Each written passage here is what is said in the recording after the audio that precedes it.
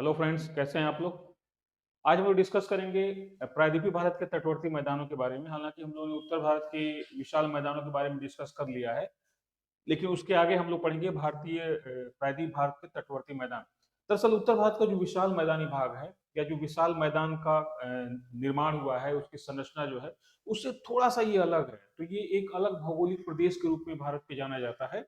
तो इस क्लास में हम लोग डिस्कस करेंगे तटीय मैदान और इसको देखेंगे कि इसका विस्तार कहाँ कहाँ है, इसका विभाजन क्या किया गया है और इसकी क्या क्या विशेषताएं हैं। ठीक है, तो सबसे पहले हम लोग देखते हैं कि भारत का तटवर्ती मैदान है कहाँ पे। तो यहाँ देखेंगे गुजरात का जो कच्छ का क्षेत्र है, यहाँ से ये मैदान शुरू होते हैं। गुजरात के कच्छ क्षेत्र से ये मैदान शुरू होते हैं और ये यहाँ से शुरू होकर ये मैदान सौराष्ट्र क्षेत्र, फिर ये दक्षिणी गुजरात जो सूरत वाला क्षेत्र है, इससे होते हुए ये महाराष्ट्र, गोवा, कर्नाटक, केरल से होते हुए फिर ये तमिलनाडु के इस क्षेत्र में आंध्र प्रदेश, उड़ीसा और ये पश्चिम बंगाल तक ये पूरा क्षेत्र विस्तृत है। ठीक है, तटवर्ती मैदान यानी कि भारत के तटीय राज्यों में इस मैदान का विस्तार पाया जाता है इस तरह से। और ये है क्या कि पश्चिम में देखेंगे तो इसका विस्तार कहाँ पे है, अरब सागर और पश्चिमी घाट के मध्य है। और पूरब में देखेंगे तो बंगाल की खाड़ी और पूर्वी घाट के मध्य में इस तरह से इसका विस्तार पाया जाता है। तो भारत के तटवर्ती मैदानों का विस्तार इस रूप में यहाँ से यहाँ तक देखेंगे हम लोग। ठीक है, मैप में इसको बहुत अच्छे तरीके से देख लीजिएगा। अभी जब इसका विभाजन करेंगे हम लोग तो बहुत अच्छे तरीके से इसको देखेंगे कि कहाँ पे है। फिर देखिए अब इसका क्या है, मतलब क्या है, थोड़ी सी परिभाषा देख लेते हैं। देखिए प्रायद्वीपीय भारत के दोनों ओर इस मैदान का विस्तार पाया जाता है, जैसा कि अभी हम लोगों ने देखा था। इसका विस्तार कहां से, गुजरात से लेकर पश्चिम बंगाल तक है। पश्चिम में गुजरात से लेकर और पश्चिम में या पूरब में पश्चिम बंगाल तक है। अब इसकी लंबाई कितनी है, तो जितना इंडिया की कोस्टल एरिया है ना, मुख्य भूमि का जो तटीय लंबाई है उसी को मान लेते हैं 6100 किलोमीटर इसकी कुल लंबाई है। ठीक है, 6100 किलोमीटर कुल इस तटवर्ती मैदान की लंबाई है। अब निर्माण की जो प्रक्रिया है इसकी, या इसका निर्माण कैसा हुआ है, तो देखिए पश्चिम तटवर्ती मैदानों का निर्माण अलग प्रक्रिया से हुआ है और पूर्वी तटीय मैदानों का निर्माण अलग प्रक्रिया से हुआ है। ठीक है, अब इसका निर्माण क्या हुआ है, इओसीन युग में। जब हम लोग पढ़ेंगे जियोलॉजिकल स्केल या जियोलॉजिकल पीरियड्स, तो वहां पे देखेंगे इओसीन युग क्या होता है। अब इसमें देखिए इओसीन युग में एक सामान्य रूप से माना जाता है कि जो ईस्टर्न या पूर्वी तटीय मैदान है ये वाले, या पश्चिमी तटीय मैदान है ये वाले, इन दोनों का निर्माण निमज्जन प्रक्रिया के परिणाम स्वरूप हुआ है सामान्य रूप से। निमज्जन का मतलब होता है सबमर्जेंस। सबमर्जेंस का मतलब यही है कि कोई स्थलीय भाग है वो धीरे धीरे या अचानक रूप से क्या कर गया हो, समुद्र के अंदर सबमर्ज हो गया हो या डूब गया हो, तो ये सबमर्जन। ठीक है, या सबमर्ज करना या निमज्जन करना, इन दोनों का समान रूप से निर्माण किस प्रक्रिया से हुआ है, सबमर्ज प्रक्रिया से हुआ है। यानी कि तटीय भाग क्या हो गया है, समुद्र के नीचे डूब गया है, तो इस कारण से इस तटवर्ती मैदान का निर्माण हुआ है। ये तो सामान्य सी बात है। लेकिन जब इसका क्लासिफिकेशन किया जाएगा, वर्गीकरण किया जाएगा, तो इसमें एक अंतर ये देखा जाएगा कि जो पश्चिमी तटीय मैदान है इसमें सबमर्ज यानी कि निमज्जन का योगदान सर्वाधिक है, जबकि पूर्वी तटीय मैदान में निमज्जन के साथ साथ अपरदन और निक्षेप का योगदान भी बहुत अधिक है। तो इस रूप में भी इसको हम लोग देखेंगे। निर्माण की प्रक्रिया के आधार पर सामान्य रूप से क्या है, निमज्जन हुआ है।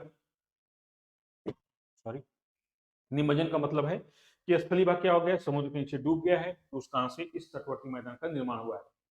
लेकिन सूक्ष्म आधार पर देखेंगे तो इस इन मैदानों का निर्माण अलग अलग प्रक्रियाओं द्वारा भी हुआ है। ठीक है, विभाजन करेंगे तो क्या है कि देखिए संरचनात्मक दृष्टि से जो इसमें तत्व पाए जाते हैं या जो इसके स्ट्रक्चर हैं उसके आधार पर और निर्माण प्रक्रिया के आधार पर इसका विभाजन, उप विभाजन या इसका विभाजन कई भागों में किया गया है या इसको उप विभाग किया गया है। कौन कौन सा किया गया है इसमें देखते हैं। तो देखिए पश्चिमी तटीय मैदान है, इनको समान रूप से हम लोग बोल देते हैं पश्चिमी तटवर्ती मैदान। कहां से है, गुजरात से लेकर और ये केरल तक या कन्याकुमारी की, कन्याकुमारी तमिलनाडु का जो कन्याकुमारी है यहाँ तक फैला हुआ है, ये पश्चिमी तटीय मैदान है। पूर्वी तटीय मैदान कहाँ है, यहाँ कन्याकुमारी से लेकर और यहाँ वेस्ट बंगाल की कोस्टल एरिया तक या तटीय मैदान तक इसका विस्तार पाया जाता है। ये तो सामान्य सी है। अब पश्चिमी तटीय मैदान का अगर हम सूक्ष्म विभाजन करें तो गुजरात में ये तीन भागों में पाया जाता है। गुजरात में क्या है, पश्चिमी तटीय मैदान को तीन भागों में विभाजित किया जाता है। देखिए ये जो कच्छ का क्षेत्र है, ये जो कच्छ का क्षेत्र है इसको बोलते हैं कच्छ का तटीय मैदान।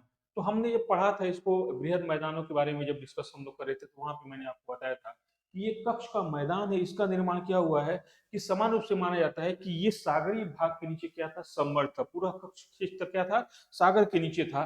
धीरे धीरे सागर क्या होने लगा, पीछे हटने लगा, या यहाँ पर धीरे धीरे अवसादों का निक्षेपण होने लगा। तो ये क्या हुआ, कक्ष के रन का या कक्ष के मैदान का निर्माण हुआ। तो ये मुख्यतः क्या है, रेतीला मैदान है। और एक तरह से कहा जाए कि जब मानसूनी वर्षा होती है दक्षिण पश्चिम मानसून से, जुलाई से लेकर अगस्त सितंबर अक्टूबर तक, तो ये लगभग लगभग बाढ़ से प्रभावित क्षेत्र हो जाता है और ये कहा जाए कि एक मार्शी लैंड या दलदली क्षेत्र में परिवर्तित हो जाता है। तो ये क्या कक्ष कारण है, इसकी विशेषता यहाँ से यहाँ तक है। फिर देखेंगे कि यहाँ से लेकर और यहाँ तक का जो क्षेत्र है, ये पूरा जो सौराष्ट्र का क्षेत्र है, इसको कहते हैं सौराष्ट्र का मैदान। ये है क्या कि यहाँ पर आप देखेंगे कि यहाँ पे गिर गिर पहाड़ियां हैं। थोड़ा सा ये प्रायद्वीपीय भारत का ऐसा हिस्सा है जो प्राचीन चट्टानों से बना हुआ है, गिर की पहाड़ियां हैं। और ये पूरा क्षेत्र तटवर्ती क्षेत्र क्या है, ये कठियावाड़ पेनिनसुला या प्रायद्वीप के रूप में जाना जाता है, या इसको सौराष्ट्र का मैदान भी कहा जाता है।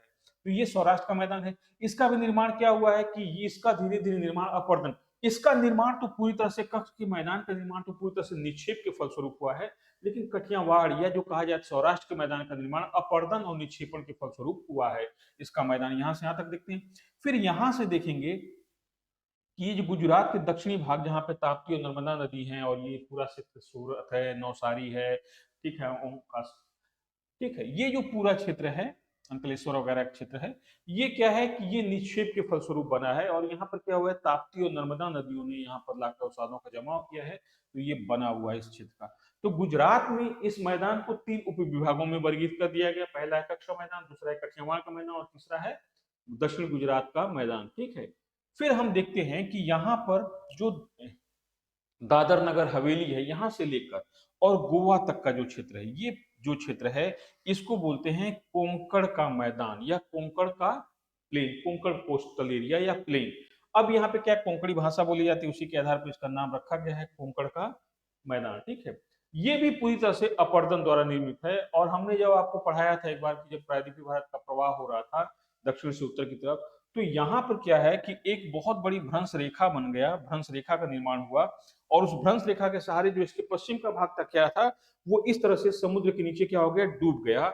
और इसी डूबने पर क्या हो गया, धीरे धीरे समुद्री जल का धीरे धीरे यहाँ पर क्या हो गया, विस्तार हो गया। और अब अवसादों का यहाँ पर निक्षेपण हुआ, तो इस कोस्टल एरिया का या तटीय मैदान का निर्माण हुआ। तो ये कोंकण का मैदान है, कहाँ से शुरू होता है, ये दादर नगर हवेली से शुरू होकर गोवा तक जाता है ये, ठीक है, यहाँ तक जाता है ये, ठीक है। इन क्षेत्रों तक क्या है, इसका विस्तार है। अब यहां पर देखेंगे जो महाराष्ट्र और गोवा के जो क्षेत्र है, ये कोस्टल एरिया या तटीय मैदान काफी संकरे हैं, ठीक है। अभी आप डिस्कस करते हैं इनकी चौड़ाई के बारे में। फिर देखेंगे कि ये कर्नाटक का जो क्षेत्र है, यहाँ से कर्नाटक का जो कोस्टल एरिया है, तटीय मैदान है, इसको बोलते हैं कर्नाटक या मैसूर का मैदानी भाग। कर्नाटक का मैदान, कर्नाटक तटीय मैदान या मैसूर का तटीय मैदान, इसको बोलते हैं। फिर इसके बाद भी दक्षिण में नीचे जो है केरल में फैला हुआ है, इसको बोलते हैं मालाबार का तटीय मैदान। क्या बोलते हैं, मालाबार का तटीय मैदान। अब थोड़ा सा हम लोग को यहाँ पर देखना है, जो बारीकी उसको समझनी है। देखिए, ये जो कच्छ का मैदान है, इसका पूरा निर्माण जो है निक्षेपण के फलस्वरूप हुआ है। कच्छ के मैदान का निर्माण क्या हुआ, निक्षेप के कारण हुआ है। निक्षेप का मतलब है नदियों ने अपर्दन किया और लाकर धीरे धीरे अवसादों का यहाँ पर निक्षेपण किया। जो मालाबार का मैदान है, इसका भी अधिकांश भाग क्या हुआ है, निक्षेपण के फलस्वरूप हुआ है। लेकिन ये जो कठियावाड़ या सौराष्ट्र का मैदान है, और ये जो गुजरात का प्लेन है, दक्षिण गुजरात का, इसका भी निर्माण निक्षेपण के फलस्वरूप हुआ है। लेकिन यहाँ पर बड़े पैमाने पर सबमर्ज हुआ है या निमज्जन हुआ है, ठीक है। तो इसमें अब एक चीज ध्यान में रखनी है आपको कि इस मैदान की सबसे अधिक चौड़ाई कहाँ है, पश्चिमी तटीय मैदान की सबसे अधिक चौड़ाई कहाँ है। तो सबसे अधिक चौड़ाई इसकी या तो ये कच्छ के रण के क्षेत्र में है, या फिर मालाबार के तटीय क्षेत्रों में है। इसका औसत जो चौड़ाई है वो 60 से लेकर 100 किलोमीटर के आसपास है, इसकी औसत चौड़ाई जो है पश्चिमी तटीय मैदानों की। लेकिन सबसे कम इसकी चौड़ाई कहाँ है, तो ये जो कोंकण का मैदान है, यहाँ पे इसकी सबसे कम चौड़ाई है, यहाँ पर 50 किलोमीटर के आसपास इसकी चौड़ाई है। जबकि मालाबार और कच्छ के रण में इसकी चौड़ाई सर्वाधिक है, ठीक है। तो ये तो वेस्टर्न कोस्टल एरिया हो गया, या जो बोलते हैं कि पश्चिमी तटीय मैदान हो गया। अब पूर्वी तटीय मैदानों के बारे में हम लोग आते हैं, तो जो देखिए जो तमिलनाडु में फैला हुआ है, और यहाँ से यहाँ तक पूरा जो क्षेत्र है, इसको बोलते हैं तमिलनाडु का जो पूर्वी भाग है।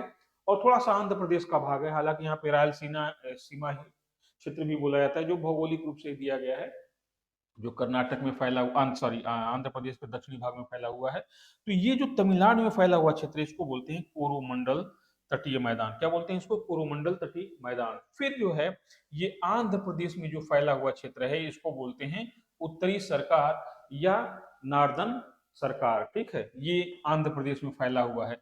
और जो उड़ीसा में फैला हुआ है, इसको बोलते हैं उत्कल का प्लेन, उत्कल प्लेन। तो इसका नाम याद रखना है आपको। यहाँ पे तो आप बिल्कुल कर लेंगे, थोड़ा सा कोंकण वाला जो क्षेत्र है महाराष्ट्र गोवा में, यही थोड़ा सा दिखाई देता है आपको कि क्या नाम इसका है।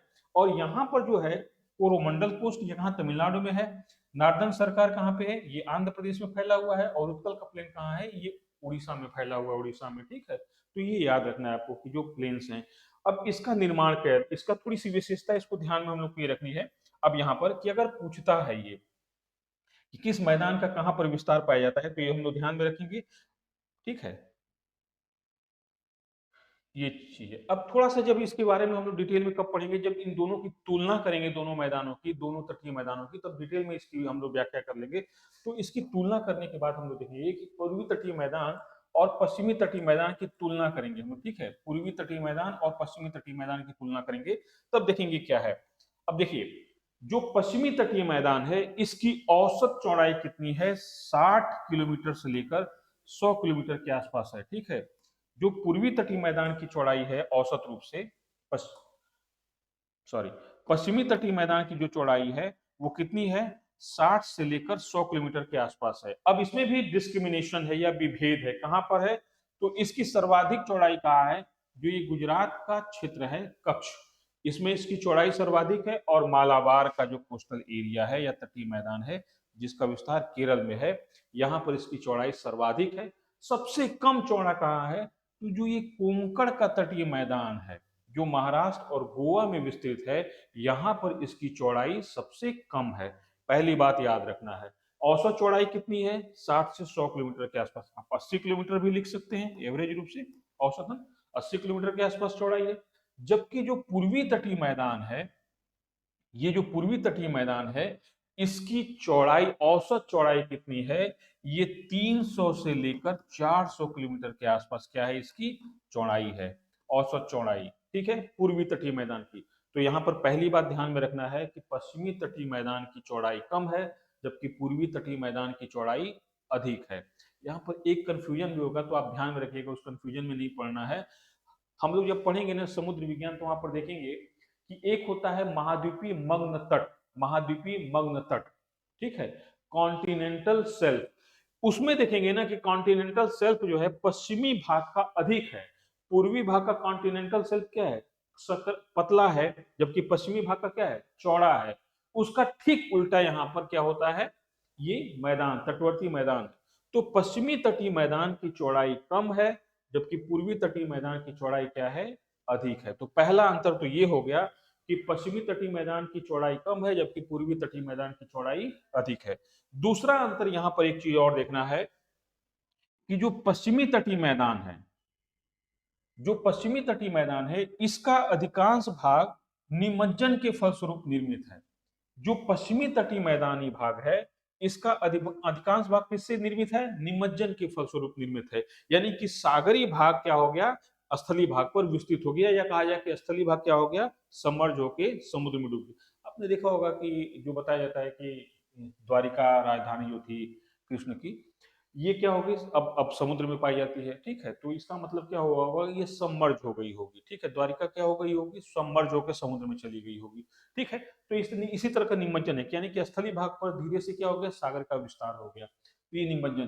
तो पश्चिमी तटीय मैदान का अधिकांश भाग किससे है, निमज्जन से है। ठीक है, लेकिन पूर्वी तटीय मैदान का अधिकांश भाग उमज्जन के फलस्वरूप हुआ है। उमज्जन का मतलब है कि स्थलीय भाग धीरे धीरे कहां आ गया हो, सागर से बाहर आ गया हो। तो याद रखना है कि दोनों तटीय मैदान समान रूप से तो हम लोग बोल लेते हैं कि इसमें निमज्जन के फलस्वरूप हुआ है, लेकिन इसका अधिकांश भाग निमज्जन के फलस्वरूप हुआ है, जबकि पूर्वी तटीय मैदान का अधिकांश भाग किसके फलस्वरूप हुआ है, उमज्जन की, इमरजेंस या उमज्जन, यानी कि स्थलीय भाग सागर से बाहर निकल के निर्मित हुआ है पहले ही।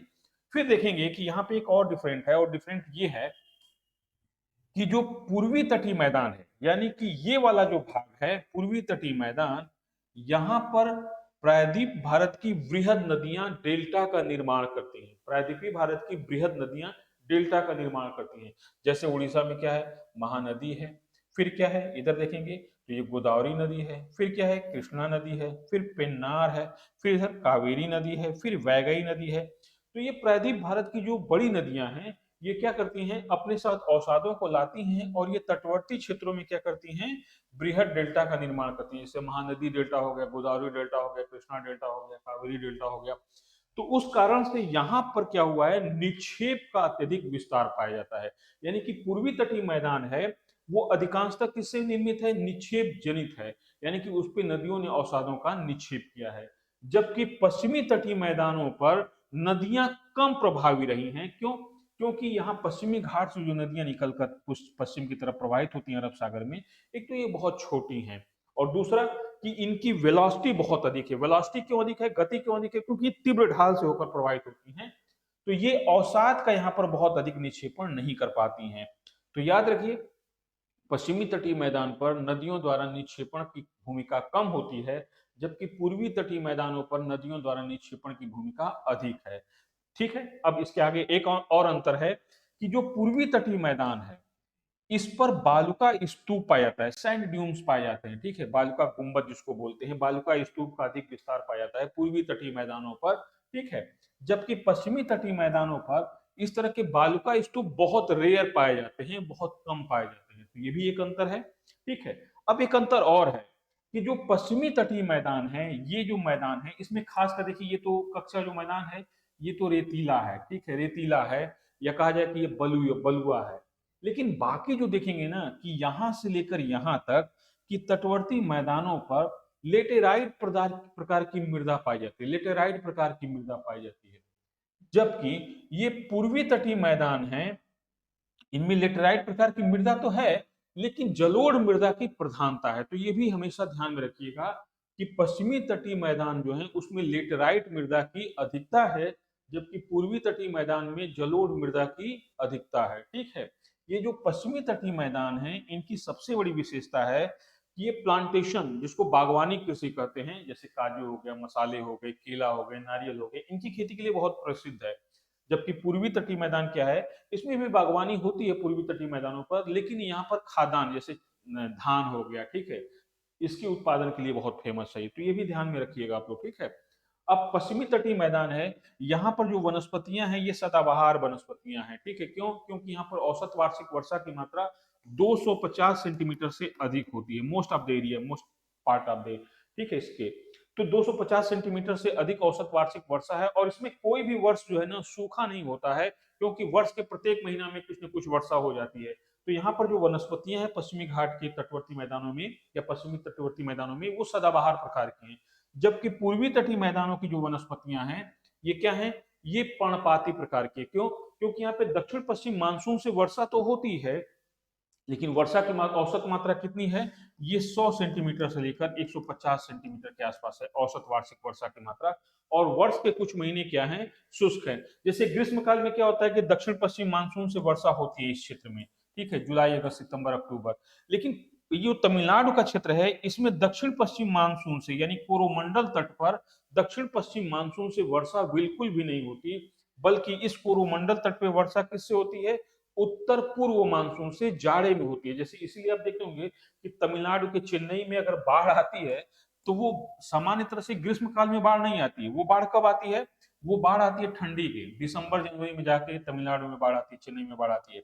तो क्यों आती है, क्योंकि तमिलनाडु जो है, तमिलनाडु का जो चेन्नई क्षेत्र है या ये पूरा ईस्टर्न कोस्टल एरिया जो इसका है, पूर्वी तटीय भाग है, ये उत्तर पूर्व मानसून से वर्षा प्राप्त करता है। उत्तर पूर्व मानसून से वर्षा प्राप्त करने का मतलब है कि दिसंबर जनवरी में वर्षा प्राप्त करता है। ठीक है, एक ये भी अंतर है। फिर देखेंगे कि जो ये पूर्वी तटीय मैदान है ये उष्ण कटिबंधीय चक्रवातों से अत्यधिक प्रभावित है। पूर्वी तटीय मैदान क्या है, उष्ण कटिबंधीय चक्रवातों से अत्यधिक प्रभावित है। जबकि पश्चिमी तटीय मैदान है ये भी उष्ण कटिबंधीय चक्रवातों से प्रभावित होता है, लेकिन पूर्वी तट की अपेक्षा क्या है, यहाँ पर उष्ण कटिबंधीय चक्रवातों का प्रभाव कम होता है।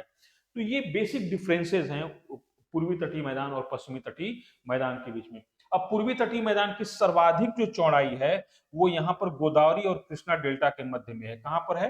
गोदावरी और कृष्णा डेल्टा के मध्य में है। ठीक है, तो ये भी ध्यान में रखना है आपको कि पूर्वी तटीय मैदान की चौड़ाई सर्वाधिक है, पश्चिमी तटीय मैदान की चौड़ाई सर्वाधिक से कम है। लेकिन पूर्वी तटीय मैदानों की चौड़ाई सबसे अधिक कहां पर है और पश्चिमी तटीय मैदानों की चौड़ाई सबसे अधिक कहां पे है?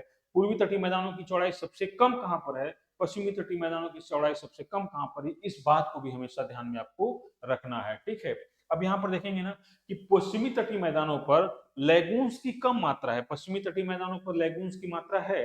केरल में जैसे अष्टमुडी है, वेम्बनाड है, जिसको कयाल बोलते हैं लेगून, ठीक है, या पश्च झील भी बोलते हैं। उसी तरह से देखेंगे कि यहाँ पर क्या है, लेक पुलेरू है, यहाँ पर देखेंगे कि पुलिकट झील है। तो पूर्वी तटीय मैदानों पर भी झीलें पाई जाती हैं, पश्चिमी तटीय मैदानों पर भी झीलें पाई जाती हैं। एक यहाँ पर और देखेंगे अंतर हम लोग कि जो पश्चिमी तटीय मैदान है यहाँ पर प्राकृतिक पोताश्रय है, यानी कि नेचुरल हार्बर्स है। कहाँ पर? पश्चिमी तटीय मैदान पर। जबकि पूर्वी तटीय मैदान पर प्राकृतिक पोताश्रयों की का अभाव है, कमी है। ऐसा क्यों है? ऐसा इसलिए है कि जो पश्चिमी तटीय मैदान है या कोस्टल एरियाज हैं, वेस्टर्न कोस्टल एरियाज हैं, ये ज्यादातर कटे छटे हैं। कटे फटे मतलब इस तरह से, ज्यादातर क्या है? कटे फटे इस तरह से हैं। ये कोस्टल एरिया क्या है? कटा फटा इस तरह से है। जबकि पूर्वी तटीय मैदान जो है ये कटा फटा तो है, लेकिन ये सामान्यतः क्या है कि पश्चिमी तट की अपेक्षा ये क्या है? कम कटा फटा है। तो जो बंदरगाह है वो कटे फटे एरिया में ही डेवलप होता है। ओपन ओशन में या सी में बंदरगाहों का निर्माण करना हमेशा रिस्की होता है। क्यों? क्योंकि इससे चक्रवात या कुछ भी आपदा आती है या लहरें आती हैं तो उससे उसका नुकसान हो सकता है। तो ये क्या होगा कि जो कटे फटे एरिया, जैसे मान लेते हैं कि ओपन सी में यहाँ पर अगर बंदरगाह बनता है तो ये क्या है, यहाँ पे सागरी जल में जो भी दिक्कत आएगी तो बंदरगाह तुरंत प्रभावित हो जाएगा। लेकिन यही बंदरगाह अगर इस तरह की एरिया में डेवलप होता है, इस तरह की जो ओपन सागर से क्या है, बहुत पतले क्षेत्र से जुड़ा हुआ है, तो अगर सागर में किसी भी प्रकार का चक्रवात या हलचल होती है, सागरी जल में सुनामी वगैरह कुछ कुछ भी आती है, लहरें बड़ी आती हैं, तो यहाँ पर तट से टकरा कर ये लहरें क्या हो जाएंगी, डाइवर्ट हो जाएंगी या मुड़ जाएंगी। जबकि आंतरिक भाग का ये जो बंदरगाह है ये क्या रहेगा, सेफ रहेगा या बचा रहेगा। तो इस रूप में देखेंगे कि जो पश्चिमी तट है यहाँ पर प्राकृतिक पोताश्रयों की अधिकता है, जबकि पूर्वी तटीय भाग में क्या है, प्राकृतिक पोताश्रयों की कमी है। अब आप इसी के साथ एक आंसर दीजिएगा क्वेश्चन का कि पूर्वी तटीय मैदान में एक बंदरगाह है जो भारत के सबसे प्रमुख बंदरगाहों में से एक है, जिसका निर्माण कृत्रिम रूप से किया गया है। ठीक है, चेन्नई बंदरगाह का निर्माण क्या किया गया, कृत्रिम रूप से किया गया है। तो ये भी ध्यान में रखना है कि कौन सा प्राकृतिक है, कौन सा कृत्रिम है। इसी तरह से पश्चिम तटीय भागों में भी एक बंदरगाह है जो कृत्रिम रूप से है। ठीक है, तो इस रूप में भी देखना है। अब यहाँ पर एक क्वेश्चन और हम लोग के सामने आता है कि जो उत्तर भारत का मैदानी भाग है, जिसको हम लोग बृहद मैदानी भाग कहते हैं, जिसको हम लोग सतलज, गंगा, ब्रह्मपुत्र का मैदान कहते हैं, उसकी अगर तुलना की जाए तटीय मैदानों से, प्रायद्वीप भारत के तटीय मैदानों से, तो कुछ बेसिक डिफरेंसेस है।